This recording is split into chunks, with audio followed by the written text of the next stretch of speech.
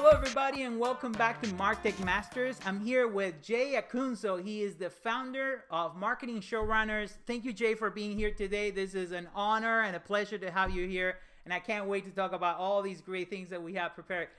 Thank you for being here. How are you doing today? I'm hanging in there. I appreciate the energy. That's an awesome way to start. So thanks for having me. It's going to be a loud episode. Loud. Again, this is the Italian episode, right? So with Acunzo and Marguglio, this is going to be a loud episode, everybody. So maybe you need to change the volume settings today before you start or something like that, or not. Like, get excited about everything, right? Yeah, I like it. I think I'm good on the microphone. I'm not good for microphones. That's just... There you go. They break all the time, right? So, Jay, why don't you tell us a little bit about you, your companies, your efforts. Tell us so people know who you are and why you're here today and why we are so excited about having you today. Yeah, I mean, it's funny. I just like to make stuff, and somehow people are like, there's a secret in there. How do you do that? What do you do? It's I don't know. I just like to make stuff. So, but the way I try to phrase it and like focus all of my creations is to think about the mission behind the work in my own career and for our organization, which always stays the same, even though the projects are always changing. So the mission is to help people find and share their voices and make a difference through the created work. And so right now, the way that looks is a couple things. So I'm working on launching a documentary series with the brand Help Scout called Against the Grain, which was before the quarantine. So there's video proof of me hugging people I'd just met, hello and goodbye, which as an Italian, I miss so much. But Against the Grain endeavors to reclaim what business success should mean from the typical story of winner take all, high growth, growth at any cost, scorched earth capitalism and business growth.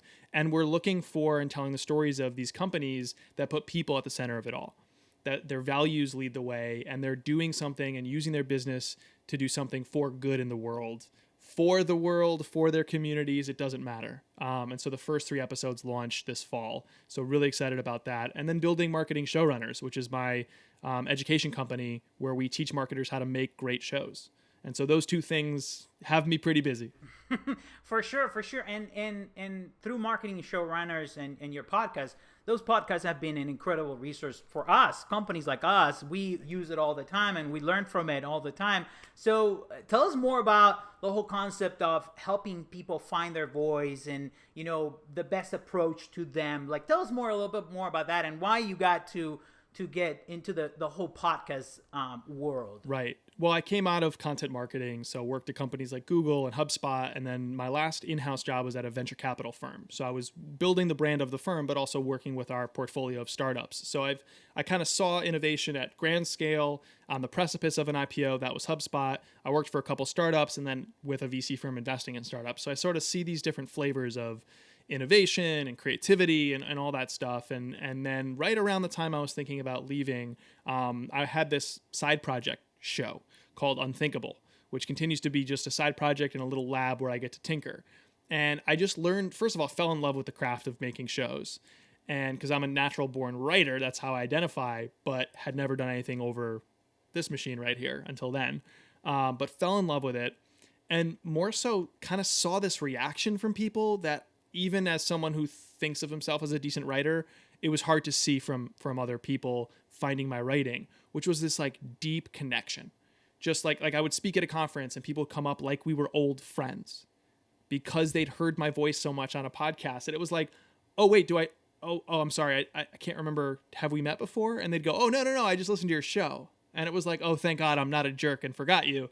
It's that you listened to my show. So I just saw the power of podcasting for my own work, my side project aspirations. And I'd also built one for the venture capital firm where I worked. So I saw the power of, kind of a very premise-driven podcast in a saturated niche, which was entrepreneurship. And I thought to myself, there's something here, but why? And the big realization was that for years, marketing was focused too much on grabbing attention, not enough on holding it. Or if you want to treat humans like humans, not leads in sales, marketing is not about who arrives, it's about who stays. And it just so happens that a show is a great way to encourage people to stay, to earn trust and love over time, to gain affinity, not just awareness, and, for my money, to spark change, to make a difference. And so after doing my own shows, I started making shows for brands for a few years. And that led me to shift from making shows for brands, which I still do a little bit of, mentioned Against the Grain, but really that's scaled back to 1 or 2 shows a year with clients. And now I'm really focused on trying to teach it because I think that's how I can have the most impact while also doing my own, kind of like personal funded shows. That's awesome. And I love that you connected. At the end of the day, a show is content, but with the human aspect, right? There's a connection because of the voice, because of if it's video, you can see the person, and people connect at a different level. So how can that help you build your brand, right? What's the connection between that human connection and that and what we're craving, right? Like especially nowadays, right? We're craving that human connection and building a brand around it. Why, when you connect at a human level and you get those audiences to engage, you can actually build a brand and make a business better in every way, right? Right. Well, I think I go back to what I said there about a show being a vehicle to make a difference. I think about the way, so we do workshops for podcasters and soon we'll do video show workshops too, but people who want to use their voice and make a show that supports their business, the show is not itself their business, right? So we're not talking about media or hobbyists. We get some people like that, but mostly it's makers and marketers and entrepreneurs and executives and freelancers. Like that's our core audience. And they all believe that something is either underexplored in their niche and they're really curious to go deeper and really understand it because they think it's important, or something is broken about the status quo and they have this vision for what would be better. And the journey to bridge the gap between the status quo and their vision for the future is the show, is the exploration. So a show is this awesome vehicle to basically say to other people, and here's your human comment there, hey, I think this deserves a little bit of a deeper explanation than is going on elsewhere, or exploration. Or I think that this is broken and maybe this is the better way. That's our belief. Do you believe in that? Do you see what we're pointing out here? Okay, great. Come along for this journey. We don't have all the answers, but we're on the hunt for them. And so that's where you give people this motivation to subscribe, is you have a premise, which is not just what you cover, but how you cover it and why, which also gives the audience a reason to subscribe. And I don't mean click a button, by the way. I don't mean join a list. I mean they subscribe to the belief system, to the ideas, right, to the journey that you're on. And then the default is, well, how do I do that? I have to click a button next to do that, technically. So we think too much in marketing terms about the button click instead of giving them a reason to subscribe to your beliefs and come along for the journey, right? So I'd sum all this up as you're telling the story of the show, of the journey, as much as the stuff inside of it is important. Mm-hmm. Yeah, so at the end of the day, subscribing is more a human action. I'm going to come back and actually listen to the show and spend time with your brand, and not so much, I'm going to subscribe so then you bombard me with a bunch of emails that I don't ever want to read, right? Or, right, the subscription is a lot more than the amount of subscribers, is how much people are engaging with the content that you're creating. Right. There was a French intellectual by the name of Antoine de Saint-Exupéry. Antoine de Saint-Exupéry. My French is terrible. I probably butchered that. But he has this amazing quote about motivation in people, which is that if you want to build a ship, don't gather wood and gather people for the cause. Help people long for the endless sea, right? That's what we're so bad at doing in marketing. It's like answering this really critical question everybody's going to have about your work, which is, if I actually opt into this journey, right? If I'm with you, if I'm subscribing technically from the button click or philosophically from my alignment with you, what's going to be different for me when I'm done? The listener, the audience, the prospect, the customer, they should be asking that question. They will be asking that question, which means you should be answering it. And so for me, most shows, especially in the business world, but across sectors, they do a really poor job of trying to answer that, even though that's the first thing on people's mind and the most important thing. Like, how are you helping me long for what could be, the story of what could be, the endless sea? Instead, what we busy ourselves doing is being like, and here's my podcast, and we talk to these people, and we do this thing because podcasts are a thing. And by the way, we also have this over here, and we have this over here. And it's like, do you want that commodity? We have that right this way. Instead of being like, actually, I have a firm belief. This is about here, not about here. And we're going in that direction. Come with us. And by the way, if it's not for you, fine, it's not for you, because that's a helpful friction to bring the right people to you and repel the wrong people. So of course nowadays we're going through a crisis, right? And there's a lot of pain out there, and of course it's not easy for everybody. It's hard for a lot of people. At the same time, on the business world, we're seeing businesses that have suffered a lot, businesses that are adapting and doing new things, and businesses that are growing incredibly, right? So a lot of people are deciding how to change, what to adapt, what to do next. And of course, podcasts are a thing that everybody has in their mind because it's something you can do from home, because it's something you can record remotely. So more and more people are creating podcasts these days. Now, not a lot of people are doing it right. Not everybody is thinking about these things that you're saying. So what do you think is the reason, first of all, why people are turning, going into podcasts? And how can marketers, first of all, do it right? And also convince leadership teams, because that's a whole other conversation, is how do we get leadership teams to go behind this idea of running something long-term and building brand and creating emotional connection. I think I asked you 15 questions there, but if you can put together an idea after that, that'd be awesome. It's good self-awareness as an interviewer, I got to say. I do that a lot where I'm like, I'm starting this question and then I have a lot of things I want to say. Where do I land the plane? Like, let me just end with what I started with, right? So good on you. All right, so let me unpack it this way. We get too obsessed with trends in marketing. We pay too much attention to the industry echo chamber. It turns out the more attention you pay to the customer, the more they'll pay to you, right? The more time we spend serving the customer, the more they'll want to spend time with you. So my first advice is, who gives a damn if other marketers are launching podcasts?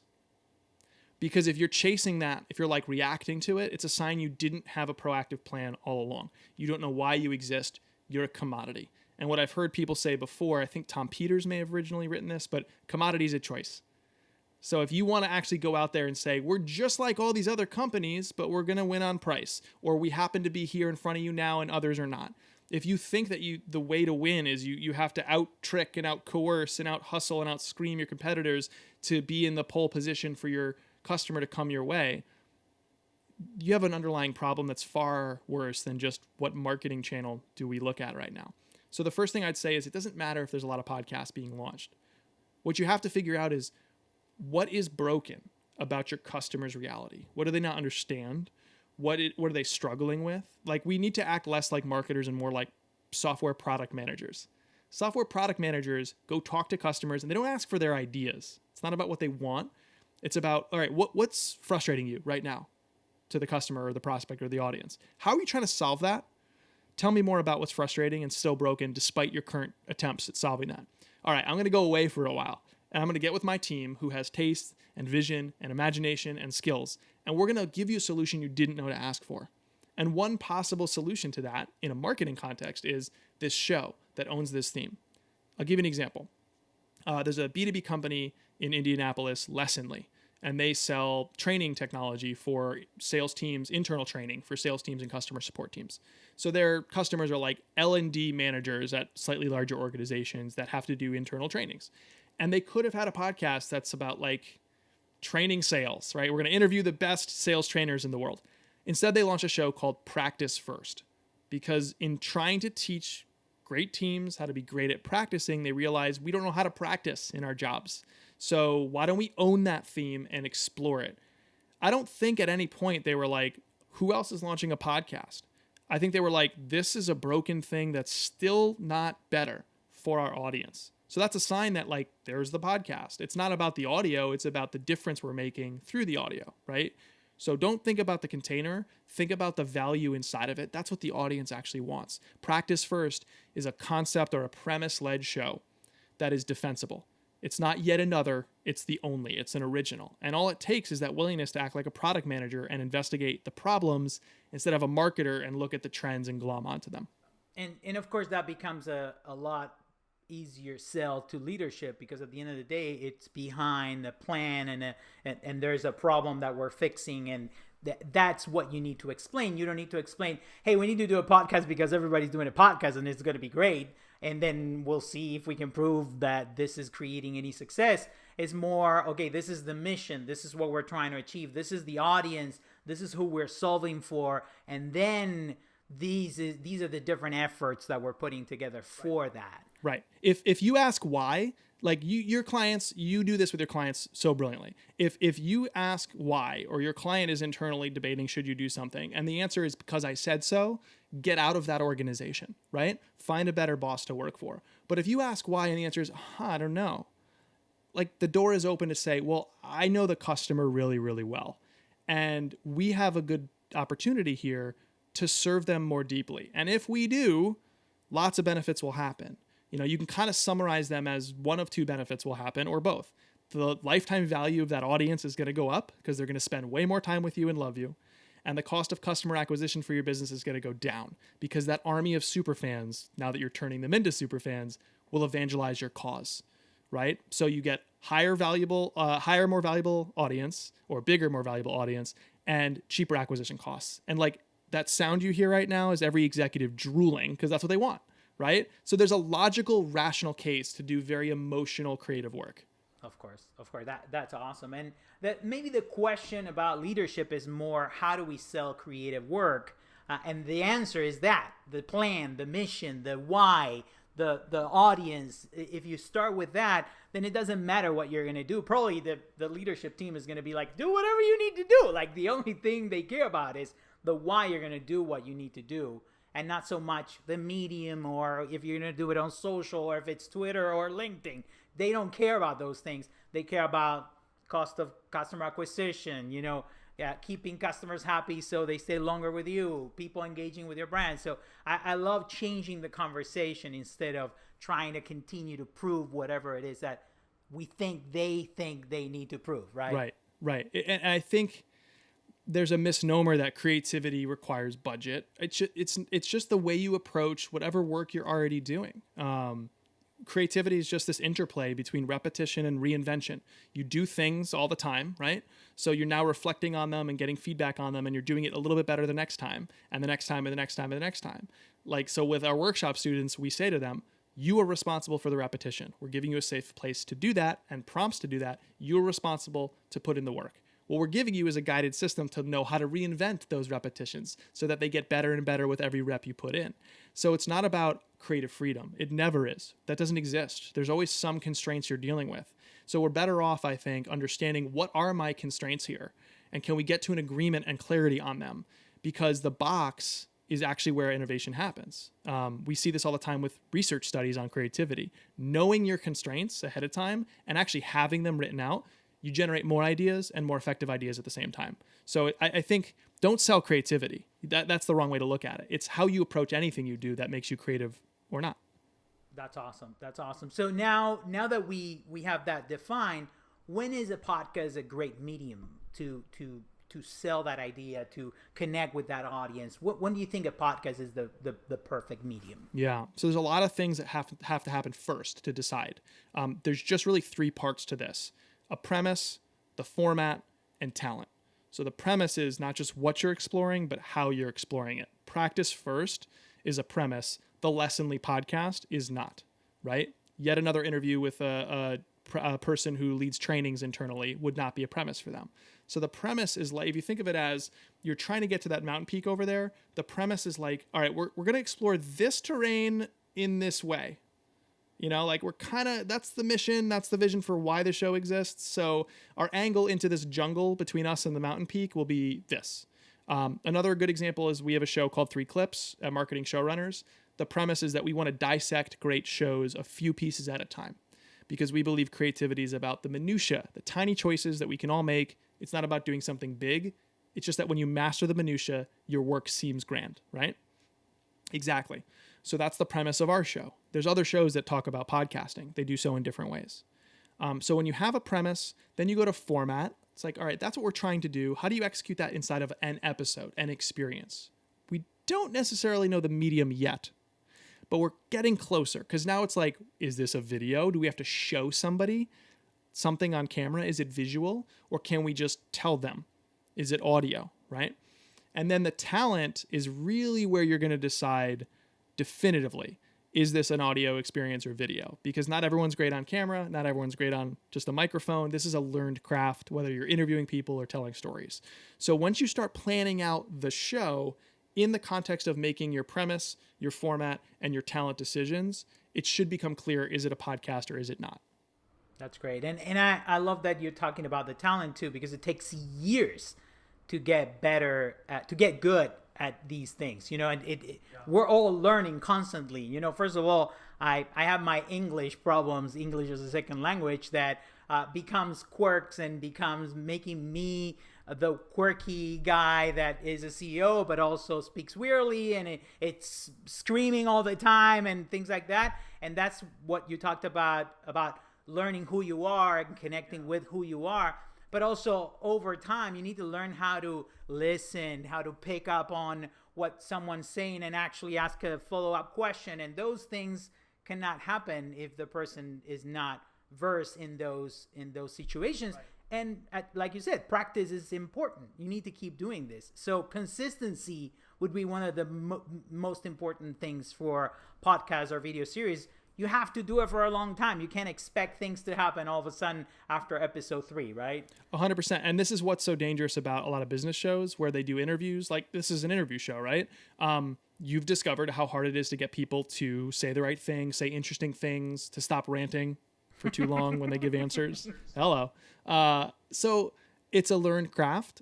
Interviewing someone else is actually leaving more to chance that your experience could go awry and be bad, because it's more production in the moment, or editing in the moment, I should say. Because now you're thinking, do I ask Jay for an example? Do I follow up on that same point? Do I just move on to the next question? What do I do here? And I liken it to a dance. When someone is great at it, it looks like they're just moving, but they know all these hidden little tricks and techniques, and that's so practiced and learned. It's not like I can't do a lot of editing, so an interview is easy. It's hard. It's hard to be good. And it's also fun. That's the fun part of it. Like, if you really enjoy it, that's the fun part of it. We're actually having a conversation. At the end of the day, if you ask me to write, of course, with English as a second language, writing for me, it's going to be always a challenge. So if you need me to write a 1,000-word blog, I'm going to be like working for 15 days on it, and it's not going to be great. You ask me to be in front of a camera, I'm going to be happy every day of the week. I would do one. So that's also something that you need to see with the people that are running these things is, what are they going to enjoy? Are you going to enjoy this? Is being happy about these things important? Oh, 100%. I mean, there's this, the word is intrinsic and the opposite is telic. Telic means done to a definite end, a chore. When it's a chore, when the work feels like a chore, we just want to skip it. We don't pay attention to the process. We want to outsource it, automate it. We avoid it. It's all the bad behaviors that we see in a lot of marketing, quite frankly. And that's because it feels like a chore. But when you enjoy it, an amazing thing happens to your brain. You're like, what was that feeling? I want it more, and I want to get better at it. So when you seek it out more and seek to improve it, I mean, that's going to do wonders for your work. So enjoyment is a big, big part of it. It doesn't sound strategic, but I actually think it really is. Awesome. So, of course, you already talked a lot about the different important aspects of deciding what kind of show, if a show is important, like the mission and everything where you're trying to solve. Now, once you decided this is a podcast, what are the most important aspects of a podcast? So the podcast becomes engaging and it's not 3 hours, it's not 2 minutes, and it's not just how long it is, but what are some of these important aspects that people need to think about when they're defining that podcast format? Yeah, I mean, there's, I mentioned the 3 core components to think through. The premise, that's the whole show, right? That's the concept of the show, what you're exploring and how. There's the format, which is how do you have a plan to get people to the end? Because that's, once you say something that matters on your show, that's the premise. How do you get people to the end? Because that's the next challenge. They're listening. You have to construct it in such a way that's interesting. And I don't just mean an intro, an interview we're leaving to chance, and an outro. I mean, in the interview, what sections or blocks or beats do you move through? Or if you do narration and storytelling, how do you craft that story? The best technique anybody can learn.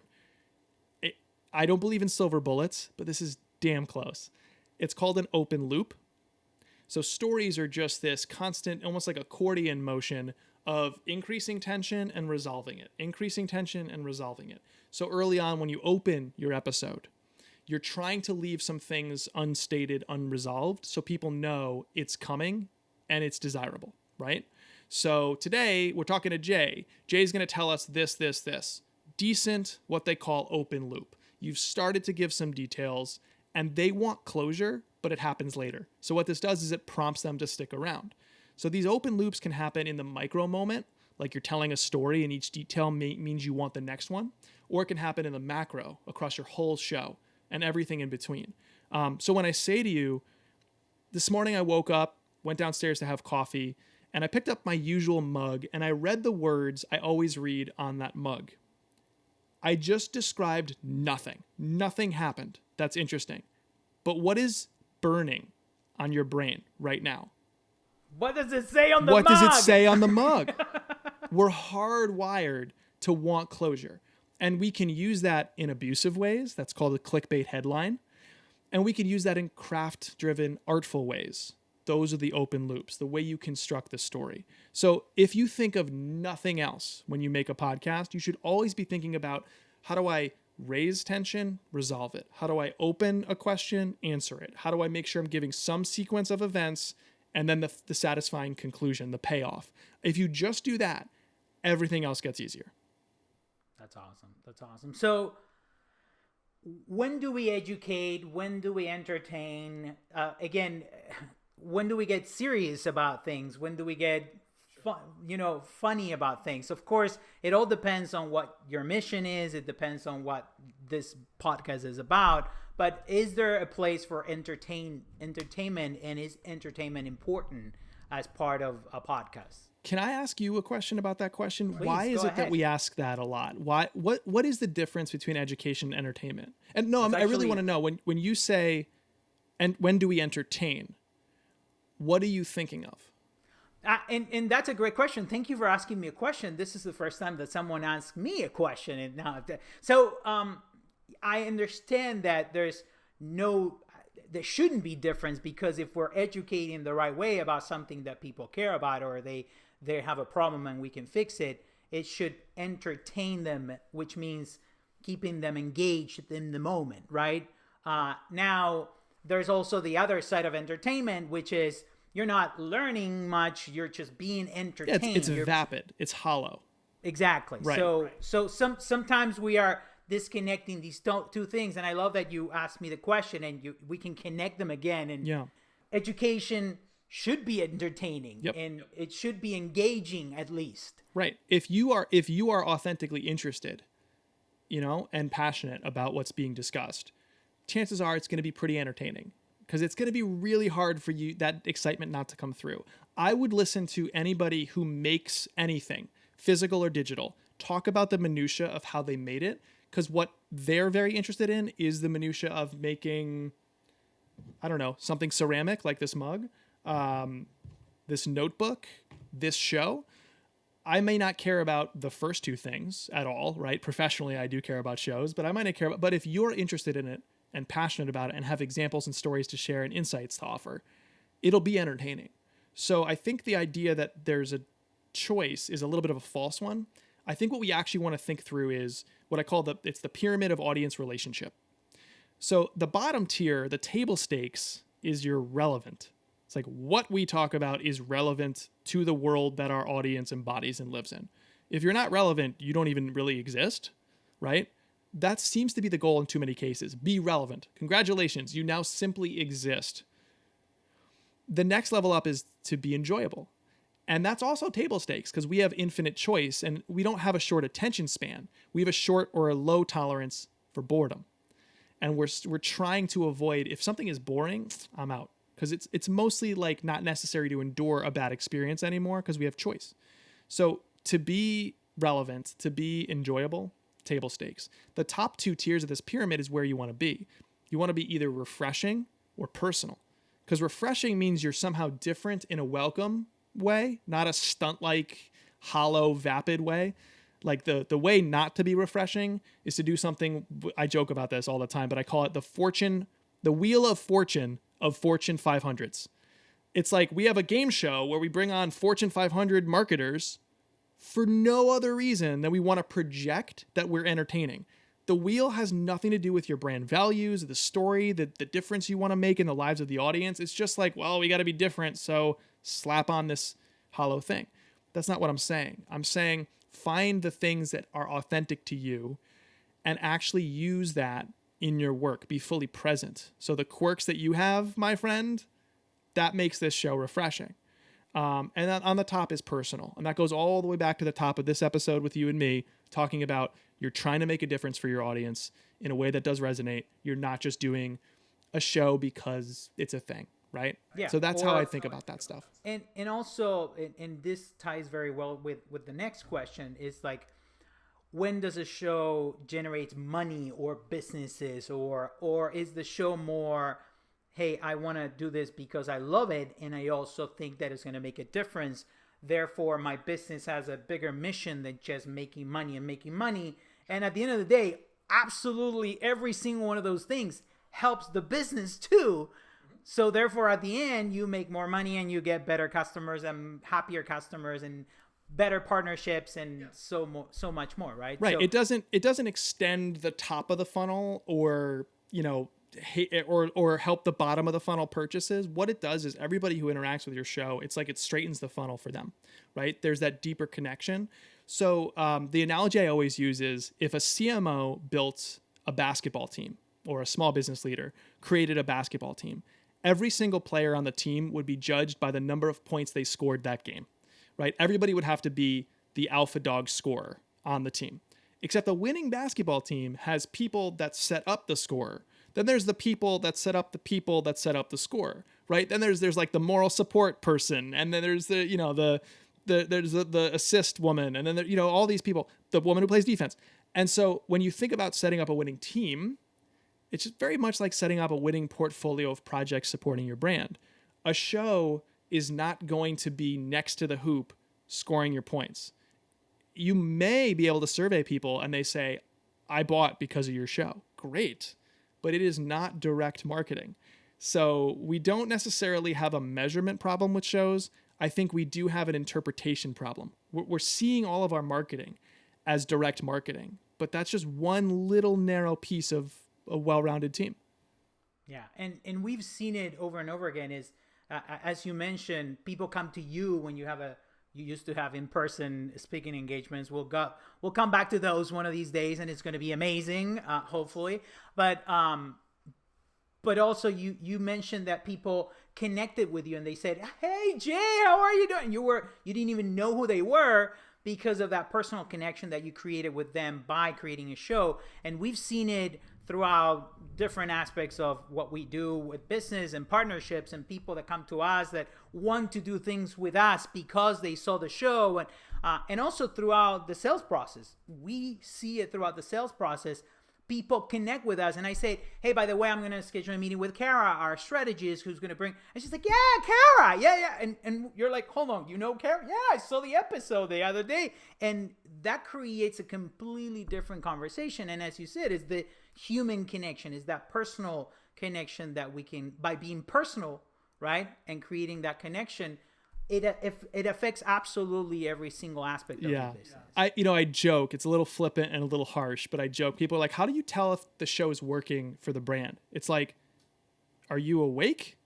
So the reason I say that is marketing is about participation in the community, not promotion to the community. If you're not participating with the people that you're trying to serve, how do you hope to serve them? How do you hope to create anything, content, product, or service that actually helps them in any way, in any context or niche? And so if you think of it that way, if marketing is about participation, you're part of the community, you're contributing to the conversation digitally and in person when appropriate. If you have that show, you're hearing stuff, you're feeling stuff, you're seeing things work over here in your marketing and sales a little bit better than they did before you had the show. What's that about? I talked to a startup when I worked in VC that was really, really bullish on working with influential bloggers. They were in the healthy snacks industry. They were like one of those monthly shipment companies. So the healthy snacks company that we invested in would work with a lot of bloggers that would review them and talk about the principles that they talked about. And they said, it's one of the best sales drivers we have. And I said, how do you measure that? Is there like an affiliate link? And they said, yeah, there is. You can track clicks coming from the blog, but we get almost no sales from that. But what we notice is the months where we publish more often, search traffic goes up, brand keywords goes up, direct traffic goes up, mentions go up. Like, they're participating in the community. They're watching everything. They're taking a portfolio approach or a holistic view to their marketing instead of just looking at each player like, how many points did they score? And they score, and they score in a vacuum. So participate. And that's a great segue to what we were going to talk about anyways, is how do you measure a podcast, right? Because if you look at the different platforms out there, they are getting better. They are giving us some more data, but marketers want more data. We want to know every second spent with my show because I want to connect with sales and things like that. And of course, I would love to create these connections, but how do we measure success other than what we just talked about with metrics? How do we measure and track the success of a podcast? Do we do time spent with the brand? Do we do subscribers? How do you do this? And of course, it depends on the brand, but what have you seen that's better to measure the success of a podcast effort? So at first you have to define what it is for, right? So there's two things you have to define. So one is, what is the show for the audience? How do you measure that? I can't tell you because it's different shows have different purposes. How do we measure the success of 3 Clips, which is intended on making podcasting more accessible to the audience? The way we measure that success is what we call URR. Because if it's not an acronym, it's not a metric in marketing. URR means unsolicited response rate. So if we're publishing these in-depth dissections of podcasts 3, 4, 5 times a month, and where people are spending hours with it, and we don't hear any responses from people like, hey, I launched this show, or hey, you should check out this podcast. It's from Jay, or it's from Marketing Showrunners. If we hear none of that, we're probably not having an impact to our audience. When we have workshop students come in, we ask them, have you listened to the show? What's your favorite episode? That kind of stuff, right? So that's one way to look at it, is what is it for the audience? How do you measure the impact on their lives? The other way to look at it is, how do you measure the impact on your brand? And it's all about, for me, telling the story internally of a show you know is succeeding. Because you'll have a sense, if you're spending hours on a project, you'll have a sense if it's worthwhile or not, and you'll have conviction. And so if that's you, the way you tell the story is to gather 3 types of things and use it in your storytelling. I call these the 3 S's of podcast measurement. It's stats, surveys, and statements. Stats and statements are easy. Let's talk about those first. Stats, you have a portfolio of metrics: downloads, time spent, email subscription, hopefully relative to a specific list just for the show. And then you can actually track, are those subscribers more active with us than people who don't listen to the show? But then you have surveys. This is so powerful. How'd you find us? Before and after tests. In your existing database, who listens, who doesn't. Now that you've tagged that, track who is the more active or more productive or lucrative type of customer or subscriber. The people who listen or watch your show, the theory is they will be more engaged, right? So we don't survey enough. Gathering powerful insights to inform the rest of our content. That's ROI. And then statements. I mentioned we'd start there. I'm finishing there. Whoops. Statements are just the responses. Are you getting qualitative feedback from people? Are they the right people? Are they saying passionate things? Not just retweeting or saying thanks, but actually interacting with you. That's another sign too. And as you gather up all those things, that enables you to understand the success of the show and also tell the story of the success internally. And those are the most powerful ones. Those statements. It happens again rarely because that's what you're looking for, right? But the more it happens, the more success you're creating with your show. But when someone says, "Oh, I listened to that episode and it was so great," and what he said and what she said, so it happens to me that all of a sudden we get those comments every once in a while, and it brightens your day because that's why we're doing this. At the end of the day, creating a show, putting it on a blog, making it a video, putting it in all the different platforms, and counting every click and every open and every hour, and that makes absolutely no sense if someone doesn't actually enjoy it. Yep. The curse of great marketing happening today, or the barrier, is that the pixel was invented. Because you can place a tracking pixel or have it fire in an email, on a website, in an ad, it is now given us this weird twisted view that every single thing we do can be measured down to the tiniest of details and in a direct response fashion. That is so profoundly not true, and it prevents so much good marketing and good results from happening, right? That is one very narrow type of marketing. It was also, I love that you mentioned, that at the end of the day, this is it, because it connects back to what you said in the beginning. Is the heart, and it's not the mind. It's not the thinking of the show. It's like where your heart is. And that's at the end of the day what you're connecting with your audience to. If they connected in their heart and this made a difference to them, and they felt something when they were listening or viewing or in engaging with it, then you did a great job, right? I just don't understand this barrier. It's like a mental blocker we have. It's like, when in the history of humanity has like the most useful, helpful, or entertaining thing in your life in one specific domain or for one specific purpose not been the one you referred to others, not been the one you went with if they offered you something? It's bananas that we can't figure that out logically. It's that we have to have a chart that's automatically generated for us by a platform. That is bananas, right? And I usually love clicks. bananas. I want to know how many clicks These they are did. Like some rotten bananas, let me tell you. That's crazy. So, Jay, this has been amazing. I can't tell you how excited I was about this episode, but now that it happened, it's even better. This is going to be incredible information, but I want you to tell us more about your project with Help Scout, because it comes directly from the heart, and I believe it's something that a lot of people need to know about. Yeah.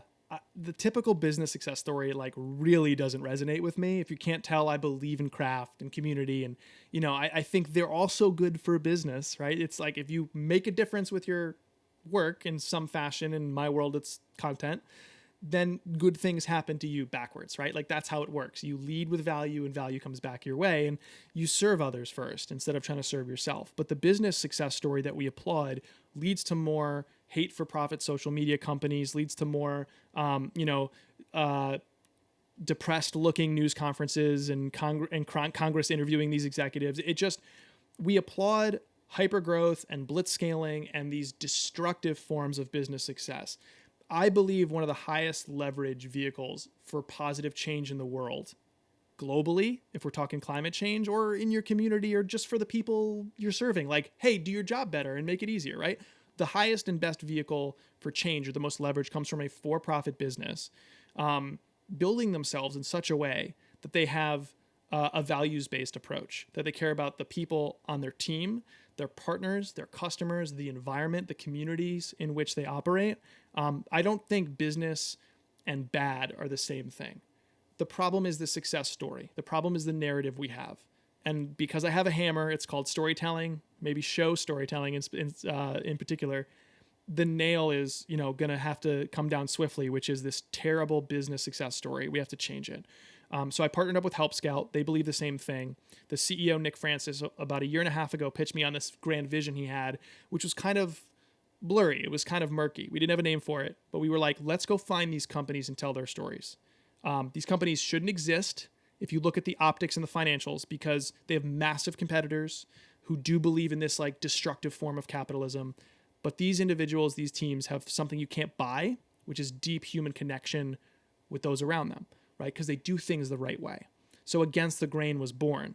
And we went out in the field with a small, scrappy team of video shooters and producers. And I serve as the host and the writer and the co-director. And we're trying to tell those stories, but more importantly, elevate them and then unpack them so more people can say, hey, maybe I can run my business that way, or the next venture I start as an entrepreneur can look like that. Because I think what you're seeing, and it's not just our show, is you have these little stories and movements popping up all over, trying to change the narrative around what business success should do for the world and look like. And it's bubbling. And what we're trying to do is turn up the heat a little bit. Like, let's make it boil, because that's when positive change happens.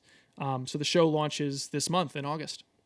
And we'll put a link here and a link everywhere. We'll put it on the right there, and also just put it right across blog. my face. Just.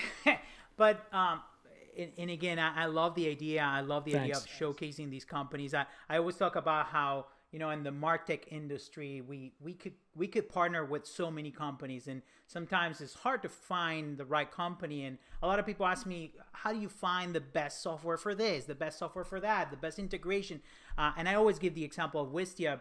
I know we have a shared love for Wistia here, but for me, Wistia, I continue to be a partner with them and use their tools and work with them because of the people. And at the end of the day, that's the ultimate decision. The decision is not so much if this feature or that software, at the end of the day, is can we build that partnership, and are they running their business in a sustainable way and in a diverse way, and they're connecting with the right people and supporting the right things and helping the planet and not breaking the planet like that. Those are decisions that me as a business owners I can make when I choose software for me and for all the customers that we serve. So I also believe that making those decisions make a huge impact on the planet and other businesses and so much more. So thank you for showcasing these companies, and we're definitely going to be part of the promotional. I want to help as much as possible. So that is so nice. Send us everything, and we'll promote it everywhere. Thank you. Like, Thank let's you so make much. it happen. Yeah, this is the most meaningful project, and I hope it embodies the way we try to teach these shows too. Because yes, right now it's a docu-series, but there's a community development happening around it. There's other types of content that we want to inspire more people to make their own versions of the show. Like, the thing we're building is the IP, and the goal is the difference we're trying to make. And it just so happens to be a video show, and we just so happen to have certain tools and technologies and metrics at our disposal. But hopefully this does continue to look for the good in business and amplify it so more people follow it, right? And oh, by the way, I think that will measure really well. I think there'll be great marketing for Help Scout, but the goal isn't promotion; it's participation and positive change. That's awesome. That's awesome. Thanks again, and again, like I said, anything we can do to support this effort. Thank you so much, brother. That's so meaningful. Thank you. Sure. So anything else you want to promote? At the end of the day, again, I want to say thanks again. I think I said it 15 times, but as Italian to Italian, we need to continue to send some love to each other and be very loud about everything. But thank you for being here. But anything else you want to promote? Anything else that you have? I know you have your podcast and your workshops. You want to talk a little bit about that? Yeah, so right now we're opening enrollment, or we have for the last couple of weeks now in August for our September 7th cohort. We do these online interactive group-based workshops for makers and marketers. People launch new shows, they level up their shows. The way I see it, you're going to do work on your show in the next 8 weeks anyway. Why not make sure you're doing it in a safe and inspiring place with smart people and a guided system? Like, make that work better if you're going to do it anyway. So that's how we come at this. You're not going to go in a hole and watch 5 videos in a row and then nothing changes. Like, you're doing real work on your real show, whether it's a new show or an existing one. So that's my world right now, is filling that workshop and executing it throughout the fall. We're going to do these all throughout next year as well in 2021. And then my podcast, 3 Clips, and the rest of Marketing Showrunners continues to take up most of my time. Awesome. So we'll definitely link to all of this. If you guys are looking for creating a podcast, you're thinking about creating that personal, that emotional and human connection with your audience and building your brand over time, I definitely recommend checking Jay's podcast, of course, but also his program where he goes through the motions of fixing or creating your show and understanding what the mission is going to be. Go check it out. We'll link it here. We'll link it in the blog. Jay, this has been incredible. Thank you for your time today. Anything else you want to share? This has been such a treat. Thank you so much for having me. Awesome. Thank you for doing this. Always fun. Always great to connect with amazing people that are doing the right thing, and not just the right thing in marketing or the right thing in podcasts, but also trying to help the world be a better place. So thank you, Jay, for everything you do. Okay? Thank you. Thanks. Take it easy. Have a good one. Bye-bye. Stay safe.